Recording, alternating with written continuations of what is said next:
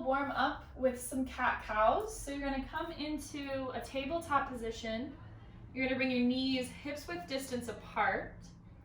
And you're going to stack your wrists underneath your shoulders and your knees underneath your hips. You're going to press the feet down into the earth. Spread the fingers nice and wide. And then as you inhale, you're going to come into cow. You're going to drop the belly, lift the chin, look up. And then straight into cat as you round the spine.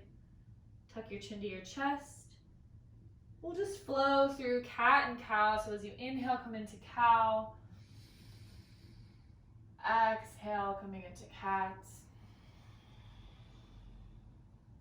Inhale to cow. Exhale to cat.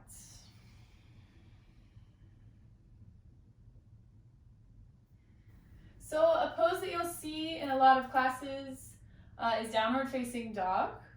Typically in yoga classes, we kind of treat downward dog as either a rest or a transition pose, but it can be really, really challenging for beginners. And I see a lot of even my advanced students doing downward dog a little bit wrong. So I'm gonna take you through it nice and slow. You're gonna start in table. You're gonna walk your hands a little bit forward. You're gonna spread the fingers wide and press down through the tips of the fingers. You're gonna tuck your toes under and your feet are gonna be hips width distance apart. You tuck your toes under, and when you're ready, lift your hips, keeping your knees bent.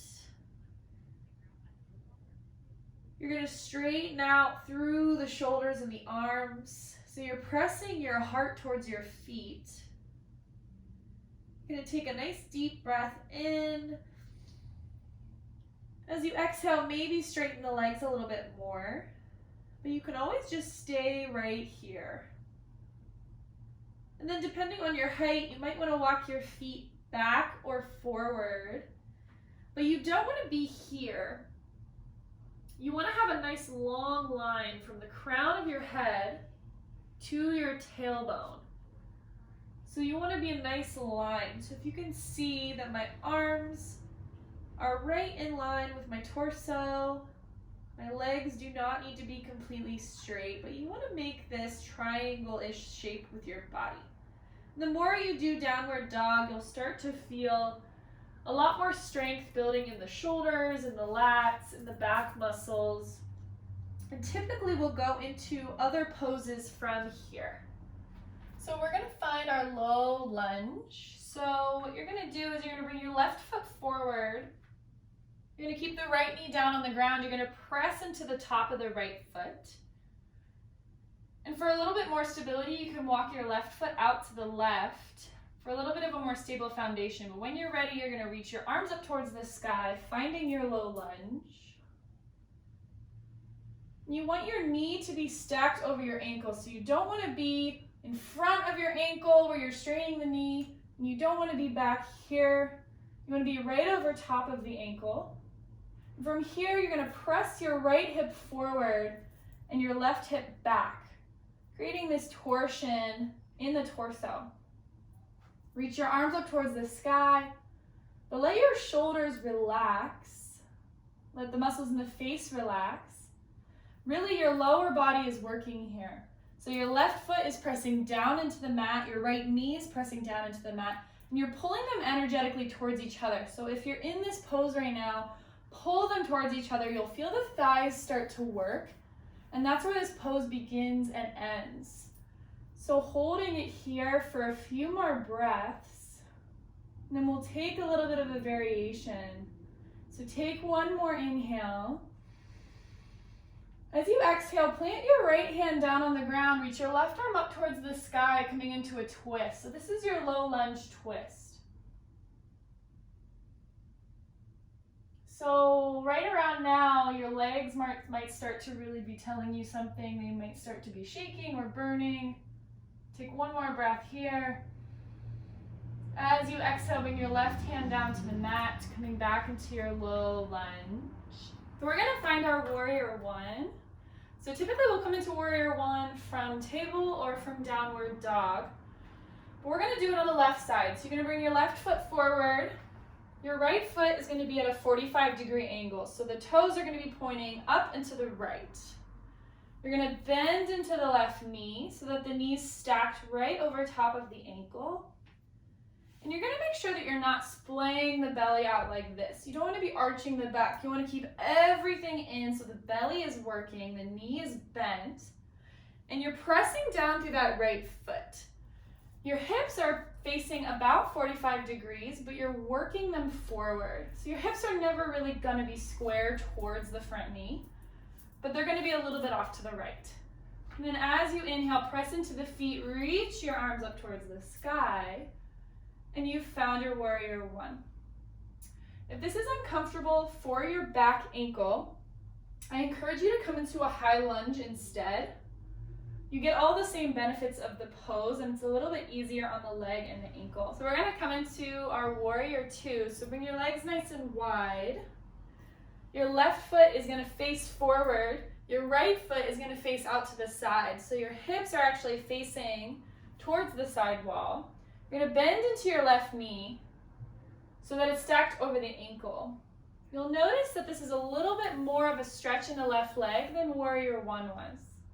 You're gonna bring your arms out to a T, and you're gonna gaze over your left fingertips.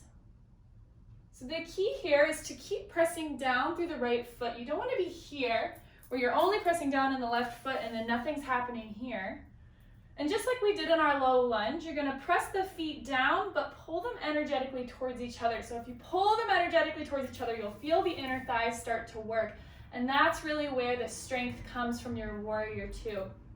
You're gonna let your shoulders relax as you bring your arms out. And your arms will really start to work if you hold warrior two for long enough. And this is a really strengthening and empowering pose. So I really encourage you, keep that left knee bent. I know it's gonna be tempting to straighten the leg. And we're just gonna flow a little bit in and out of this. So as you inhale, reach your arms up, straighten the front knee. Exhale, bend back into your warrior two. Inhale, reach up, straighten. Exhale, warrior two. Maybe close your eyes. Inhale, reach up. Exhale, warrior two. Two more like that. Big inhale. And exhale. Inhale. And exhale. So we're gonna do two more poses back to back that are also really common that you'll see in yoga classes. So you're gonna come into your warrior two, bend into your left knee, press down through the right foot, and bring your arms out to a T. So from here, we're gonna come into our extended side angle. So left arm comes down to the knee, right arm reaches up towards the sky, and you don't want to be collapsing down into your left knee. You're gonna press your left forearm down into the knee, right arm's gonna reach up towards the sky, and for a little bit more, you can reach it forward, coming into your extended side angle. The key is to keep that left knee bent, stacked over top of the left ankle, and you're still pressing into the pinky toe side of that right foot. So from here, we're gonna come all the way back up using the muscles in the belly, warrior two. And then straighten the left knee. We're gonna come into our triangle pose. So if you have a block, grab your block in your left hand. If not, I'll show you how you can do it without a block. You're gonna bring your arms out into a T, and you're gonna shift all the weight forward, reach with the left arm until you can't reach anymore. Then drop the left arm down towards the ground. Plant the left hand on the block, reach the right arm up towards the ceiling. So this is your triangle pose, your Trikonasana pose. If you don't have a block, just bring your hand onto your shin or wherever it falls on the leg. So you're not trying to reach the ground and compromising everything else.